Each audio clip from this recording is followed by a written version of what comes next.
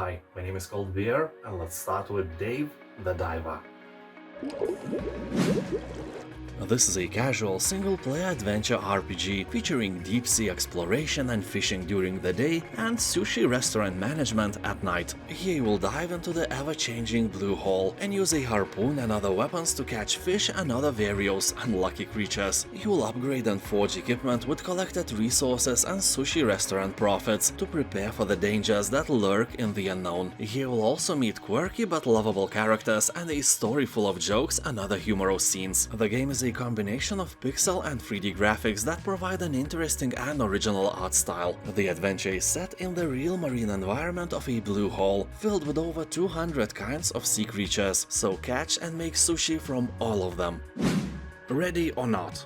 He will take the role of the commander of the SWAT. You will have to compose the team from a large roster of unique talents, give tactical orders, carefully plan and carry out various super dangerous missions. You are also obligated to look after your team's mental and physical health. Officers with unaddressed, deteriorating mental status may be unable to properly perform their duties or even feel compelled to quit the force. Incapacitated officers may be temporarily unavailable for missions with a tragic prospect of death leading to a permanent loss. So you are not just a leader, you are their mama as well. Also, you will have access to the best weapons and equipment, including many new acquisitions. However, customization isn't limited to the equipment you use. While performing remarkable actions alongside your team, you'll earn various stuff. The patches on your sleeves, the artwork for your skin, and potentially even the timepiece on your wrist. That Casio for 10 euros will bring the envy from other officers and earn you respect. Or not. Probably not, definitely not. People are saying that the game will make you proud of being American, even if in real life you are some terrorist living in a cave defeathering eagles and hating freedom.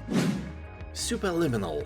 This is a first-person puzzle game based on forced perspective and optical illusions. Puzzles here will give you a sense of the unexpected and will definitely boggle your mind. Here you will need to change your perspective and think outside the box to wake up from the dream. And by thinking outside the box, that may be a very literal thing in this game. Find a box, go outside, think, solve the puzzle. So here you will explore a dream world. Tread carefully as the world slowly unravels around you and subverts your expectations. What you see isn't always precisely what you get. People who play the game are saying that it is more like a digital art gallery, and puzzles will probably not challenge your brain very much, unless you are very stupid. So it's also a litmus test for your IQ. Don't worry, even if you are stupid, you are an amazing person. And now subscribe to get 5 free IQ points, today only. Return of the Obra Dinn. This may come as a surprise, but the game has an overwhelmingly positive review score left by thousands of people who actually bought and played the game. In 1802, the merchant ship Obra Dinn set out from London for the Orient with over 200 tons of trade goods. 6 months later, it hadn't met its rendezvous point and was declared lost at sea. But early this morning, about 5 years after its disappearance, the Obra Dinn drifted into a port with damaged sails and no visible crew. As insurance investigator for the East India Company's London office, you dispatch immediately to find means to board the ship and prepare an assessment of damages. So this is a first-person mystery adventure based on exploration and logical deduction. In other words, a story-rich, single-player, atmospheric, horror detective retro walking simulator Return of the Jedi of the Planet of the Apes. Necesse. Here you'll find an infinite procedurally generated world full of mysteries to uncover. As you grow your settlement, you will also lead expeditions against pirate kings, dragons, fallen wizards, and people who write in all caps. Here you can spend your days crawling through dungeons, searching for treasures and raw materials for equipment crafting. Also, you may answer the call to adventure, traversing the seas and seeking out great foes to test your prowess. Recruit settlers with particular skills and work alongside them to mine a wide variety of ores. Craft gear tailored to your preferred playstyle and establish a flourishing, amazing village. But knowing you, there is a big chance that your village will be puny and pathetic. No offense. Okay, a little offense. What are you gonna do, huh? Well, jokes aside, people are saying that the game looks simple, but it's actually really complex and fun. More than 90% of reviews are positive. Zombie Army 4: Dead War.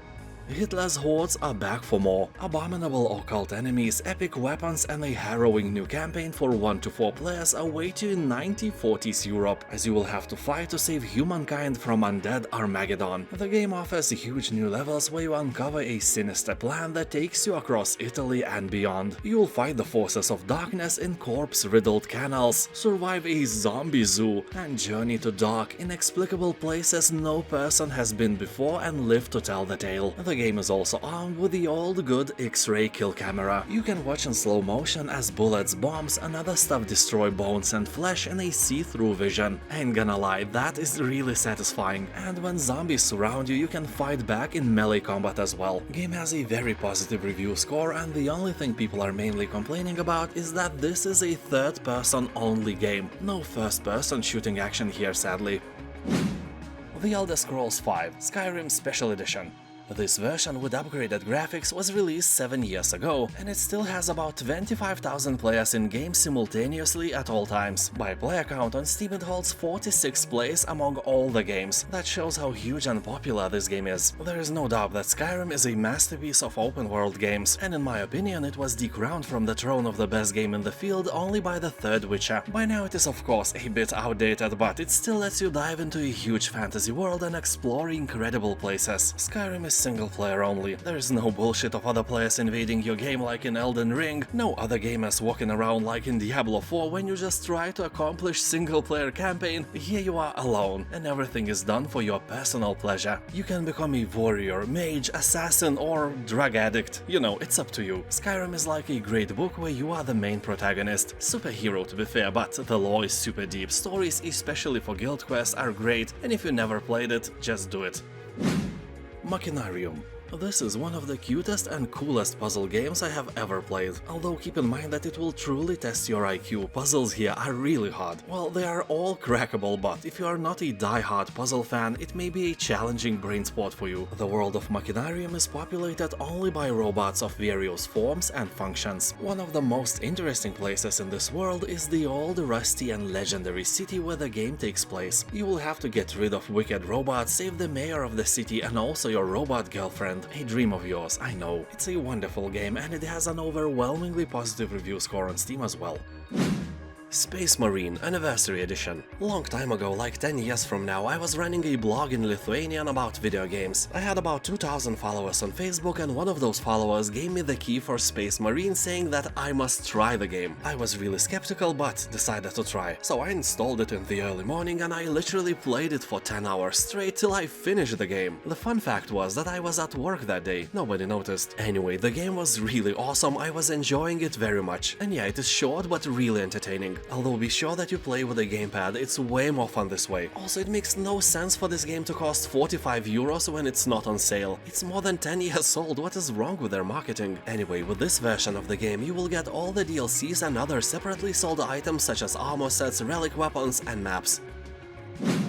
Batman Arkham Origins. Although it was the third Arkham game, it is the first one story-wise. Taking place before the rise of Gotham City's most dangerous criminals, the game showcases a young and unrefined Batman. He faces a defining moment in his early career as a crime fighter that sets his path to becoming the Dark Knight. The game features a pivotal tale set on Christmas Eve, where Batman is hunted by 8 of the deadliest assassins from the DC Comics universe. You will become a rookie Batman as he encounters for the first time many of the characters that shape his future. He will find a case file system that allows you to analyze seemingly impossible to solve crime reconstructions in real time. Combining Batman's sensors with a Bat computer, you can digitally recreate crimes and study detailed simulation of the act as it happened. So it can sound weird, but this is a detective game. But you are not only an investigator, oh no, you are the justice itself.